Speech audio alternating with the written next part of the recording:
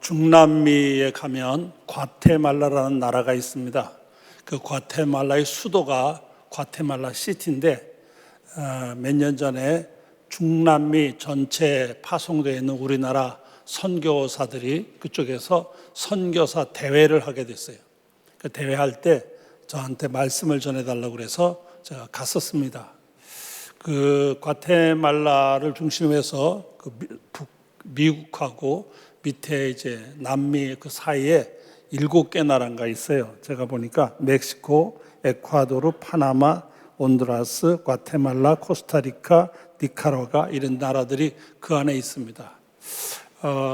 제가 이제 은퇴하고 난 다음에 시간적인 여유가 있으니까 이쪽에 있는 분들이 좀 와달라고 부탁을 해서 그쪽에도 한인 교회들이 꽤 큰 교회들이 많이 있어요. 그래서 거기 나라들을 다니면서 말씀을 전하게 됐는데, 그래서 그 선교사 대회도 와서 꼭 선교사님들이 좀 말씀 듣고 싶다고 그래서 갔습니다. 제가 사는 일은 오전에 말씀 전하고 저녁에 말씀 전하고 그랬습니다. 그리고 오후에는 선교사님들이 자기들이 겪은 경험담들을 또 나누면서 은혜 받는 시간을 가졌습니다. 이 선교지에 있는 분들도 혼자 있다 보니까 잘못하면은 신앙적으로 약해질 수도 있어요. 여러 가지 어려운 여건 때문에. 그래서 1년에 한 번씩 이렇게 선교사들이 모여서 같이 은혜 받고 힘을 얻는 그런 시간이 있는데, 그래서 저보고 오라고 그래서 갔었습니다.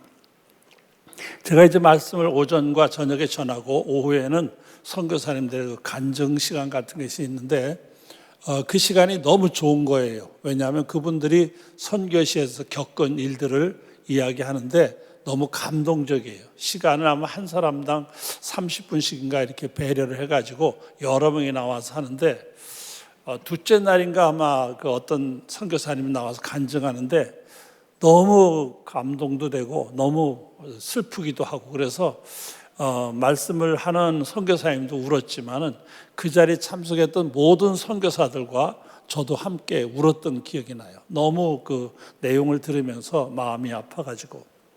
그 내용을 간추려 얘기한다면, 이 선교사님이 그 선교지에 부임해가지고 2년인가 3년쯤 됐을 때 사모님이 풍토병에 걸렸어요.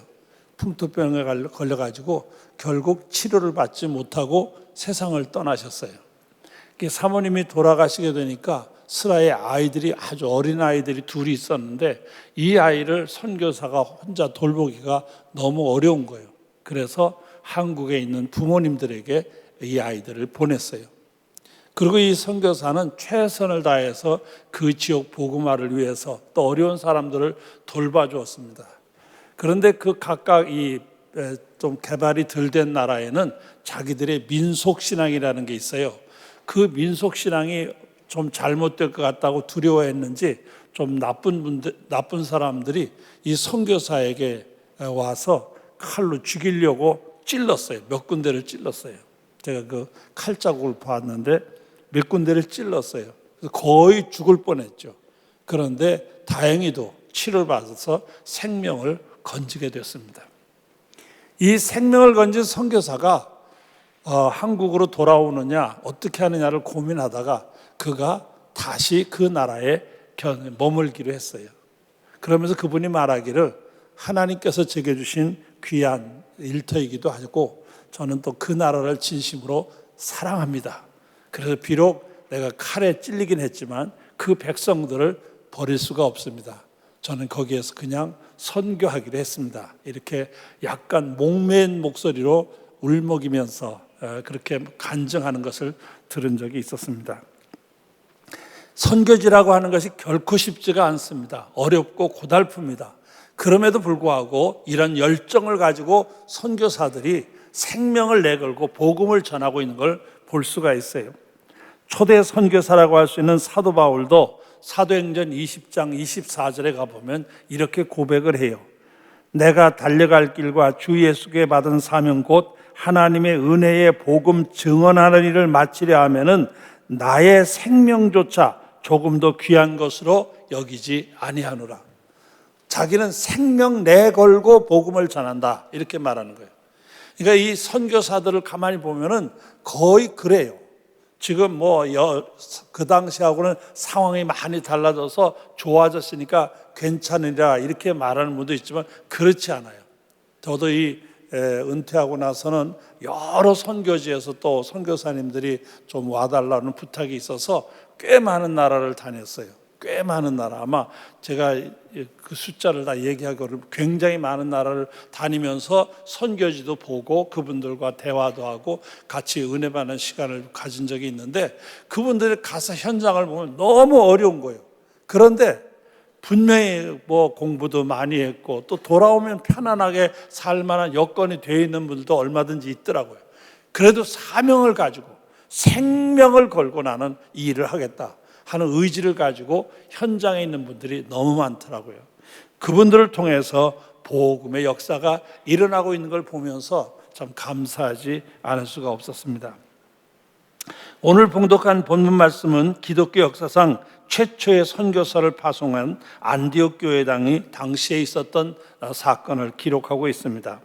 오늘 말씀에 쭉 보면은 안디옥 교회의 선지자들과 교사들이 있으니 곧 바나바와 니게르라 하는 시몬과 구레네 사람 루기오와 분봉학 헤롯의 젖동생 마나엔과 및 사울이라. 주를 섬겨 금식할 때에 성령이 이르시되 내가 불러 시키는 일을 위하여 바나바와 사울을 따로 세우라 하시니 이에 금식하며 기도하고 두 사람에게 안수하여 보내니라.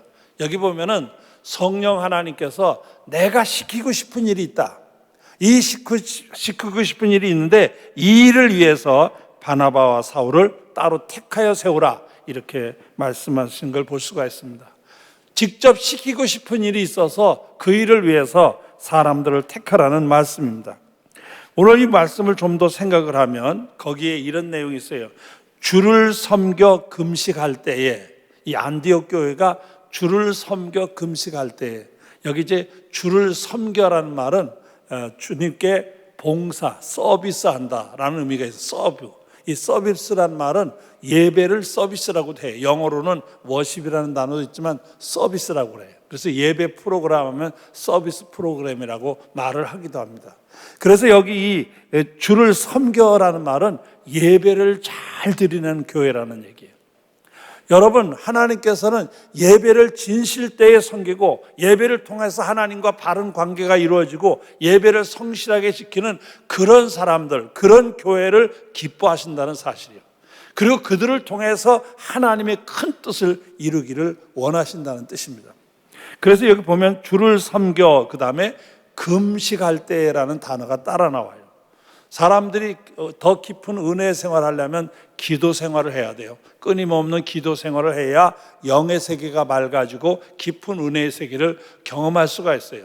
그런데 이렇게 기도 생활을 하다가 더 하나님 앞에 간절하게 그리고 은혜를 깊이 사모할 때는 어떻게 되느냐? 금식하게 돼요. 금식도 하면서 매달리게 돼요.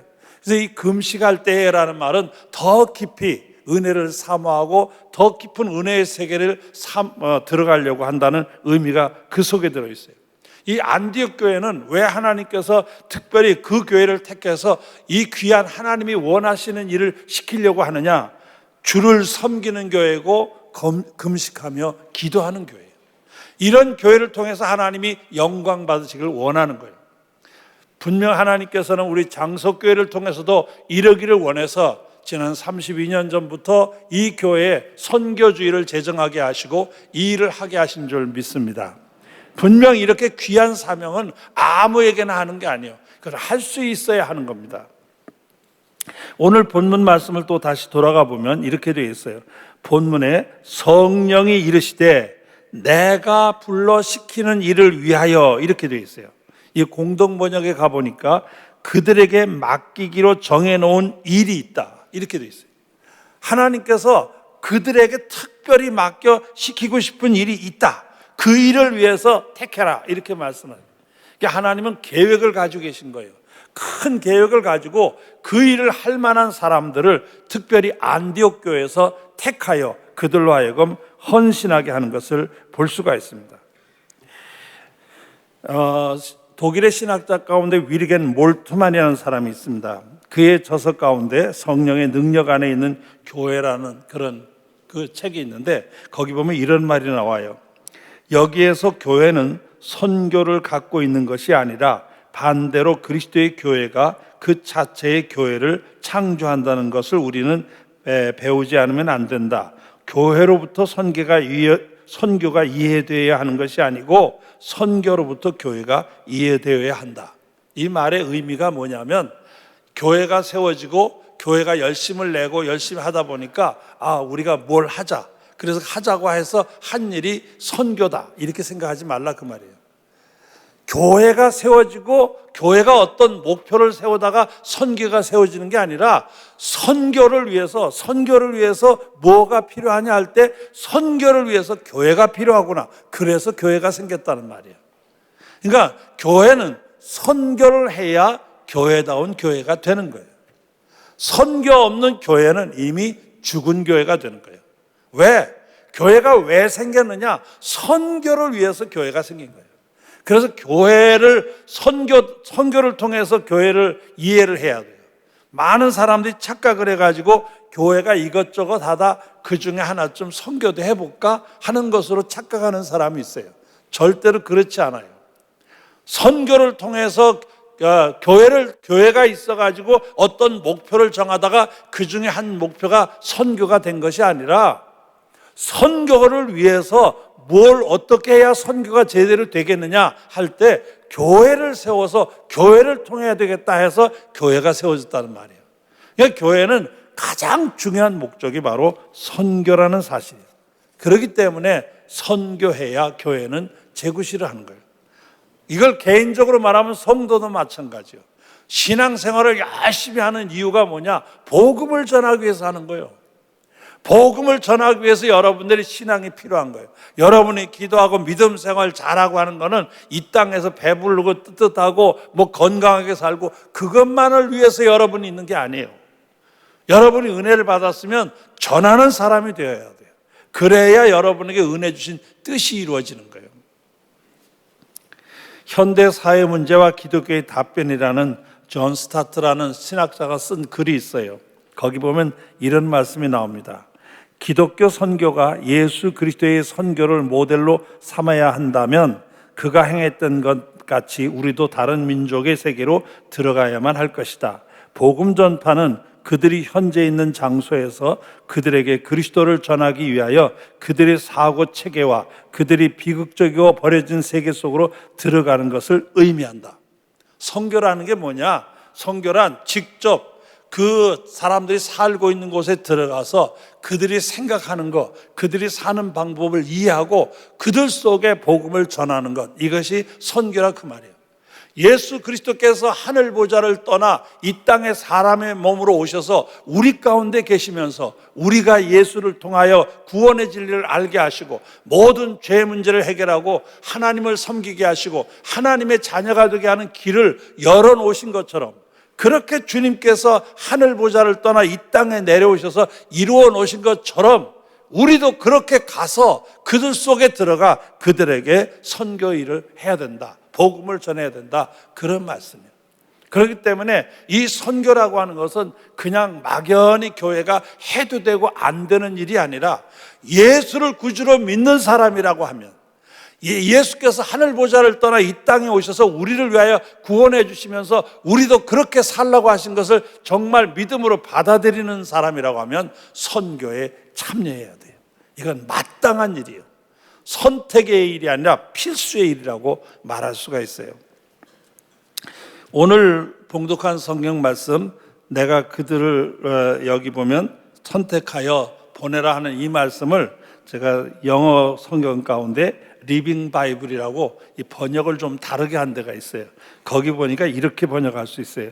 내가 그들을 위하여 준비한 특별한 일을 감당하게 하기 위하여 바울과 바나바를 보내라, 이렇게 돼 있어요.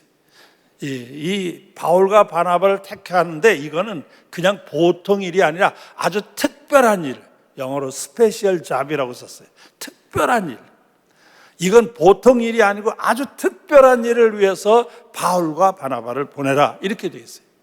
그러니까 이 바울이라는 사람의 가만히 생애를 성경에서 찾아보면은 바울이 선교사로 부름을 받아 나가기까지 한 3번쯤 특별하게 부름을 받았다, 이렇게 볼 수가 있어요. 바울이 첫 번째 부름을 받은 것은 어머니 배로부터 태어나기 전부터 하나님이 택했다고 갈라디아서 1장 15절에 그러나 내 어머니의 태로부터 나를 택정하시고 그의 은혜로 나를 부르시니가. 그래서 이 사도 바울은 어머니의 뱃속에 있을 때부터 하나님이 자기를 택했다고 고백을 해요. 그 다음에 그가 다메섹 도상으로 가다가 은혜를 받고 하나님의 사도로 부름을 받아요. 로마서 1장 1절 예수 그리스도의 종 바울은 사도로 부르심을 받아 하나님의 복음을 위하여 택정함을 입었으니 이렇게 말해요. 이렇게 두 번이나 택함을 받았고 선택됐다고 말하던 이 바울을 안디옥 교회가 다시 택하는 거예요. 다시 한 번 더 택해가지고 그로 하여금 선교 사명에 뛰어들게 하는 걸 볼 수가 있어요. 그러니까 이 선교사로 가는 사람은 아무나 가는 게 아니에요. 아주 특별한 사람들, 좀 하나님께서 택하고 골라내신 분들을 통하여 선교 역사를 이룬다는 사실이에요. 그래서 이 선교지에 가 있는 분들은 그 자체가 훌륭한 거예요. 가서 뭘 했느냐 못했느냐 그게 아니라 가 있는 것만으로도 훌륭한 거예요. 저도 이제 젊었을 때 목사로서 나도 선교사 하면 어떨까 기도하던 가운데 선교사로 한번 헌신하고 싶은 생각이 있었어요. 그래서 기도하면서 하나님, 제가 선교사의 길을 열어주신다면 저는 선교사로 한번 가고 싶습니다. 그런데 우리 기독교 신문에 어느 교회가 선교사를 파송하려고 하면서 모집한다는 게 있더라고요. 근데 제가 그 교회를 좀 알고 그 담임 목사님도 제가 좀 아는 분이에요. 아주 큰 교회인데, 그래서 제가 가만히 기도하는 중에 이게 길인가 보다 해서 그 목사님을 전화를 드렸어요. 그때 그 목사님이 한번 만나자고 그러더라고요. 만나서 왜 선교사를 가려고 하느냐 해서 설명을 했어요. 저 나이도 젊지만 한번 주님을 위해서 평생 헌신하고 싶은 마음이 있습니다. 근데 그 가려고 하는 나라가 어디냐면 방글라데시라는 나라였어요. 그래서 거기를 가겠다 이렇게 했더니 그 목사님이 저하고 이렇게 쭉 대담을 하더니 이 목사가 간다면 나는 이 목사 꼭 보내고 싶다.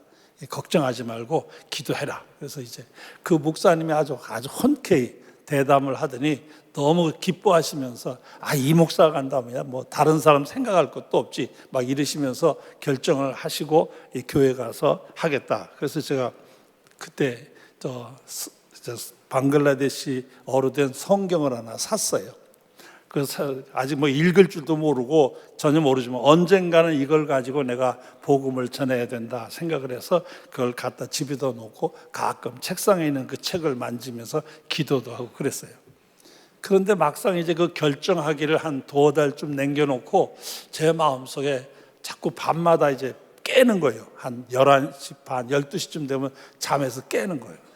깨면 나도 모르게 일어나서 이 선교 사명을 위해서 기도하기 시작해요. 하나님, 이걸 어떻게 감당해야 됩니까? 하나님 능력 주시지 않으면 못합니다. 이러는데 어린애들이 우리 애들이 그때 아주 어릴 때니까 자고 있는데 가만히 이렇게 들여다보면 이놈들이 가가지고 거기 풍토병이 좀 심하다는데 이거 2, 3년도 안 돼 다 죽는 거 아니야? 이거 갔다가 다 죽고 아무도 없이 그렇게 되는 걸 혹시 않을까 하는 생각이 자꾸 들어오는 거예요. 그래서 저도 기도하다 말고 그 어린 것들 머리를 이렇게 한 번씩 만지고서는 나도 모르게 자꾸 눈물이 나오는 거예요. 왜? 금방 어떻게 죽을 것 같아가지고서 그래서 기도할 때마다 그놈들 이렇게 머리를 한 번씩 만지고는 울고 기도하고 그런 거를 아마 내 기억으로는 한 달 이상을 그랬던 것 같아요. 매일 어떻게 밤이 되면 저녁에 꼭 깨는 거예요. 밤중에. 한 12시 전후에 깨가지고선 혼자 기도하다 말고는 그 다음에는 애들 이렇게 머리 한 번씩 만지고서는 이것들 가서 살아올 건가 죽을 건가 그거 자꾸 울었어요. 그랬더니 하나님께서 이건 가기도 전에 질질 짜고 이러니 이거 보내가지고 재구실해 하겠나 그런 생각이 들으셨는지 갑자기 그 교회가 충분히 선교사 하나 보내는 게 아무 부담이 안 되는 그런 교회예요. 근데 그 교회가 갑자기 큰 어려움을 당했어요. 어려움을 당해가지고 그 선교를 그 프로젝트를 그만두기로 했어요. 그래가지고 원래 결정하기로 한 결정하고 뭐 나를 파송하는 게 한 2달 정도 남겨놨는데 1달 정도 남겨놓고 목사님이 연락이 왔어요. 이 목사 미안해. 갑자기 교회에 이런 일이 생겨가지고 이 프로젝트를 좀 더 연기하기로, 다음에 기회가 되면 하기로 하고 이번엔 못하게 됐어. 그러고 전화를 끊으시더라고요. 그때 제가 이거 못 가는 거구나. 아무나 갈 수 있는 건 아니구나. 그때 마침 또 다른 교회에서 저보고 이제 목회를 하게 하래서 제가 교회를 섬기게 된 적이 있었어요. 아무나 가는 거 아니에요. 하나님께서 이 스페셜 잡을 위해서 스페셜한 퍼슨을 택하는 거예요. 아무나. 그러니까 우리가 보낸 선교사 한 분 한 분이 너무 귀한 분들이에요. 이걸 기억해야 돼요. 그분들이 가서 무슨 큰 일을 해내고 뭐 뒤집어 놓고 그게 아니에요. 그냥 가서 그들 속에 있다는 것만으로도 이게 어마어마한 사역인 거예요.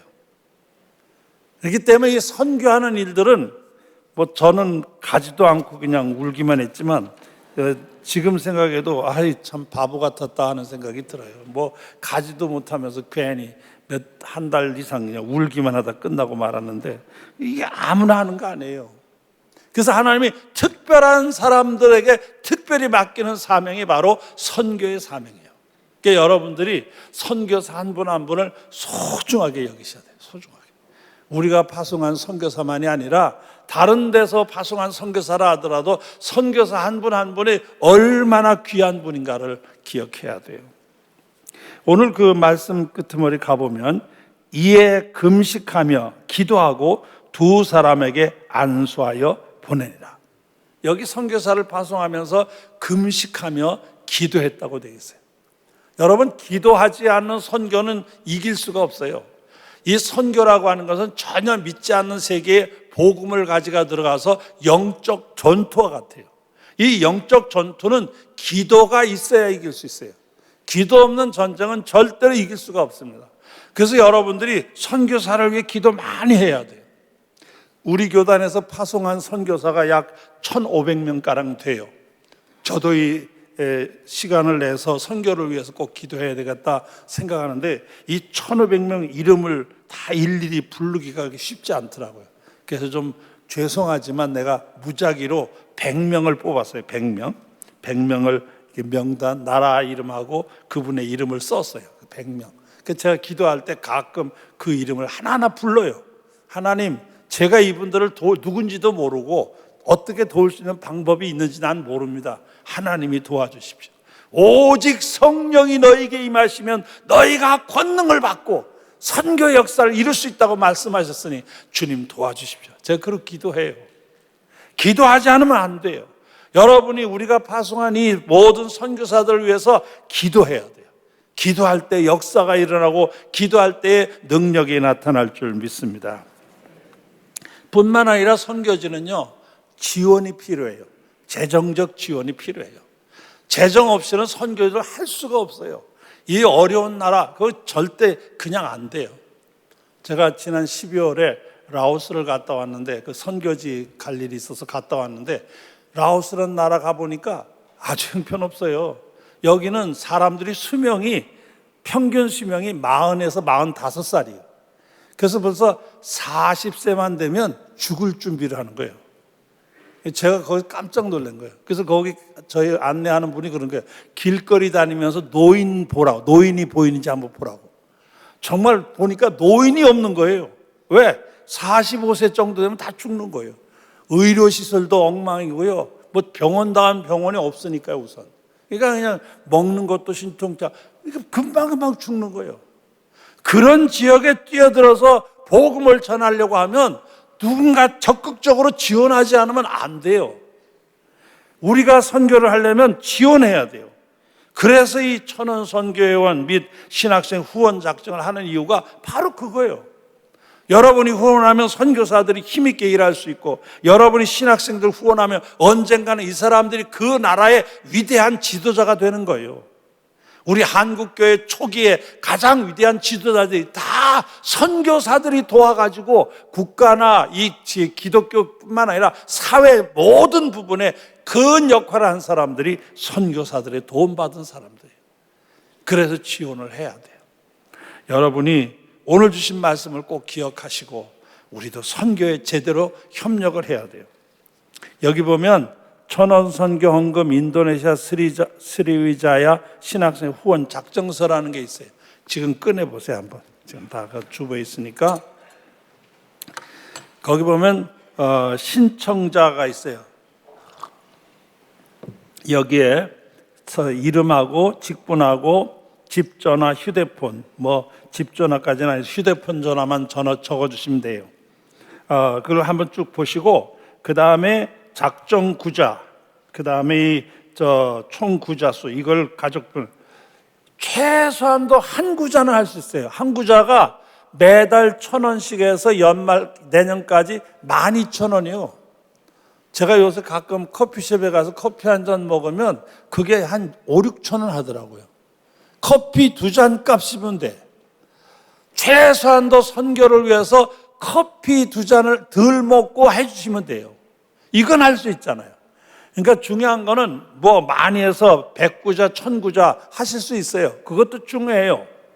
그렇지만 한 분도 빠짐없이 좀 참석해 주세요. 이게 아주 중요해요. 지금 이 시간에 좀 다 쓰세요. 거기다 성명, 직분, 휴대폰, 그 다음에 2019년 구역과 2020년 구역이 있는데 2019년 구역밖에 모른 다음에 2019년 구역을 쓰시면 돼요. 그 밑에 본인, 이름, 구자수 이걸 하나 꼭 해주시고 그 밑에는 또 신학생들을 위해서 내가 학생을 돕겠다 하면 생활비를 돕겠다 하면 생활비 또는 학비를 돕겠다 하면 학비 이렇게 해서 거기 이제 구자가 있어요. 그걸 꼭 좀 지금 정해주세요. 지금 꼭 한 분도 빠짐없이 정해주시면 좋겠습니다. 우리 잠깐 영상을 보겠습니다. 그래서 여러분 쓰시면서 보시기 바랍니다.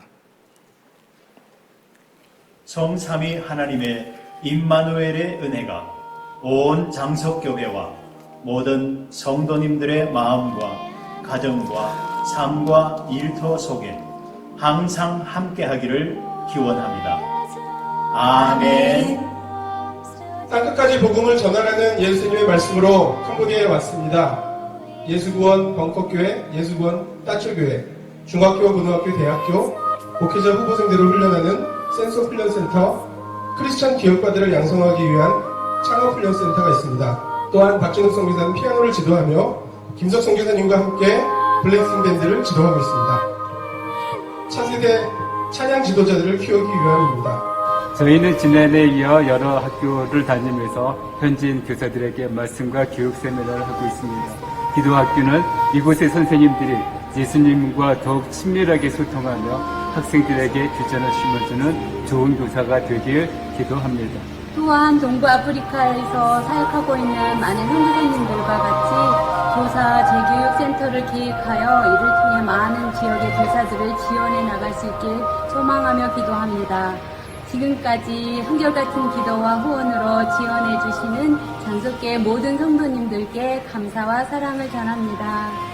저희는 인도네시아 수마트라 팔렘방에서 스위자 신학대학교를 통해서 인도네시아 목회자들을 또 국내 선교사들, 학원 선교사들 훈련해서 파송하는 일을 감당하고 있습니다. 부엔디아 장석교회 성도 여러분들 새해 복 많이 받으세요. 안녕하십니까. 아르헨티나 선교사 최윤승 임현정 선교사입니다. 저희들 위해서 기도해 주실 것은 이곳 아르헨티나 경제와 정치적으로 어려운 상황 속에서도 교회들이 소망과 희망을 잃지 않고 꿈을 잃지 않고 세워질 수 있도록 그리고 저희가 맡은 자리에서 최선을 다해서 이곳 교회들을 섬길 수 있도록 여러분들 기도해 주시면 감사하겠습니다. 현지인 목회자 세미나를 섬겨주신 것 감사드립니다. 교회의 존재, 사명이 선교일진데 주님 오실 때까지 우리 장석교회가 선교에 앞장서가는 교회가 될 줄로 믿습니다. 장석교회 온 성도님들께 멕시코 선교사 장덕인 감사드립니다. 네, 여러분들이 지금 선교사님들의 인사를 받으셨는데 빠짐없이 2월 한 달 동안 이거 작정하는 거니까 지금 미처 못 쓰신 분들은 꼭 써서 이따 나가시다 내시든지 아니면 사무실에 갖다 주시든지 2월 한 달 한 분도 빠짐없이, 중요한 거는 많은 군자를 정하는 것도 중요하지만 우리 모두가 한 사람도 빠지지 말고 여러분과 여러분의 자녀 이름으로라도 한 구자씩이라도 꼭 해서 이 선교를 위해서 힘써 주시기 바랍니다. 이 시간에는 파송 선교사와 협력 선교사들을 생각하면서 한 1분 동안만 합심해서 기도하는 시간을 갖겠습니다.